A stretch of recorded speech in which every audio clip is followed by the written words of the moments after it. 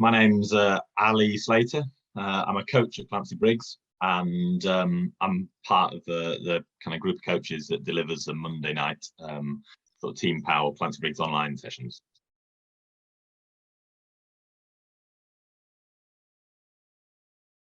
At age 14, I was probably just starting to get into cycling, really, or at least starting to get into road cycling. I just joined my local club, I think, which is Bourne Wheelers.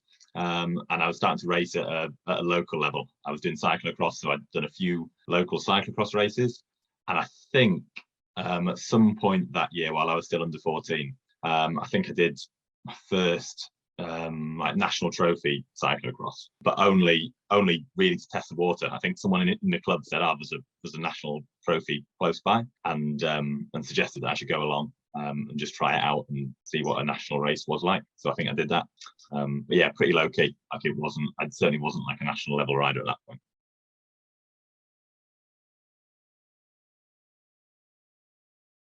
I think by the time I was 17, I was racing. Things were a lot more serious. So I was racing junior national series on road, track, and cyclocross. I was just doing like the first time that I'd represented GB.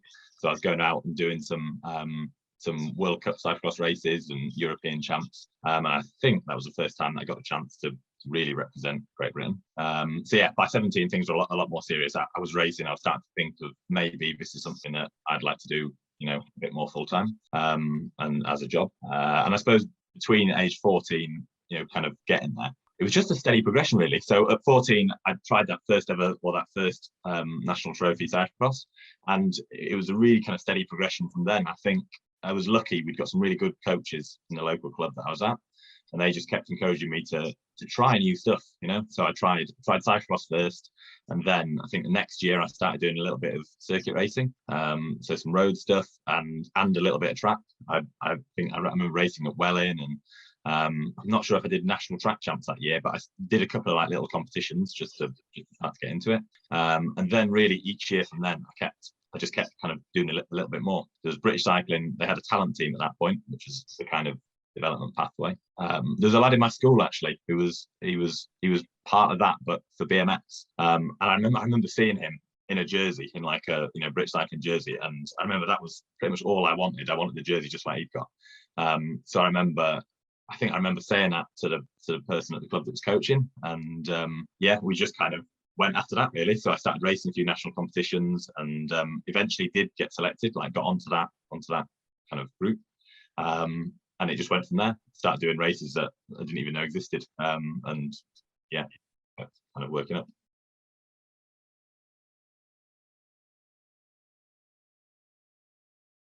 Yeah, I mean, there's so many, but I think if there's one thing, so I was lucky on the way through. I had a coach, Jenny Breton, and I mean, Jenny was probably the single largest influence on my cycling kind of journey. And I remember, I think one of the things that Jenny certainly instilled in me, it's probably not like a piece of advice, but she really instilled like the importance of feedback. So being able to like feedback honestly after a race, just say, so that I could look at it, I could assess how it had gone, what had gone really well. She was always good at encouraging me to pick out things that had gone well, and then things that you can improve on for the next time. So I'd say probably that, like the importance of feedback, and just the kind of having the confidence to give it a go, I suppose, is probably like a neat saying.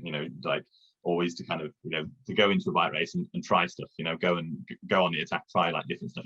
Go out and try and win it, as opposed to kind of ride it more safely and go for a result. Try and go for the win and learn how to try and win races.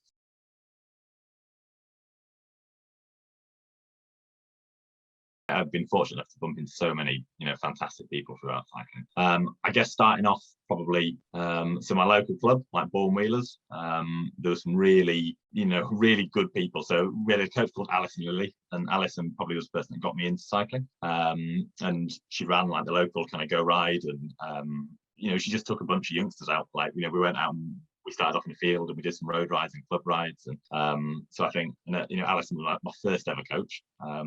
So I think, certainly Alison, she put an awful lot of time in. Probably more that I appreciate now, now that I do some coaching myself. I realise how much time she must have invested. So, and then a couple of other people involved in the club. There's some like club riders, Mark Botley, who has probably ridden with me minimum of once a week for the last 15 years.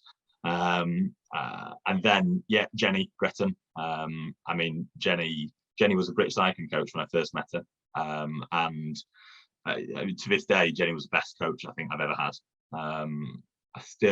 The amount of times now I still end up thinking to myself, what would Jenny say?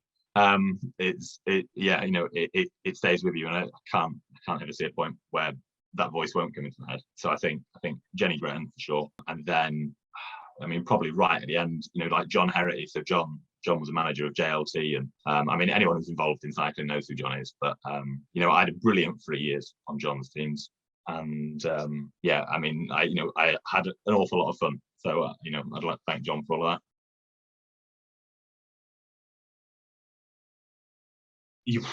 Again, it's not an easy question. I think weirdly, it almost like he's probably got like a series of proudest moments that at the time felt, like the biggest deal in the world.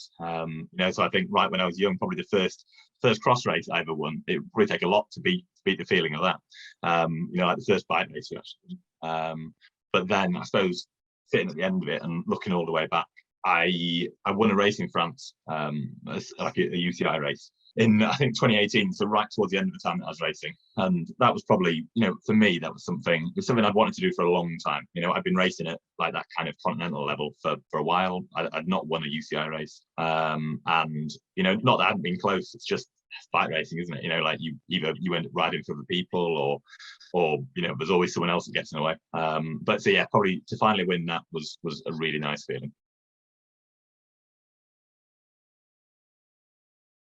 Probably, I mean, it's boring, but probably an issue. I've had too many. There's a classic phrase of a short bike ride and a long walk, but I've had too many long walks home from puncturing without that. So in a tube every single time, or at least some way of in a tube with a pump.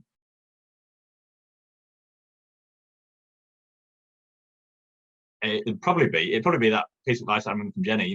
It's like having the confidence to go and like take the race on. To go and get stuck in. So I think whatever you can apply that to whatever kind of part of cycling you're in, whether it's a bike race and you're going after like the actual win, but it can be the same thing in terms of like going into training. I suppose it's putting 100% in, it's committing to it, like whatever it is, whether it's your goal, committing to that goal, whether it's in the bike race, commit to try and win it. I think go in with confidence.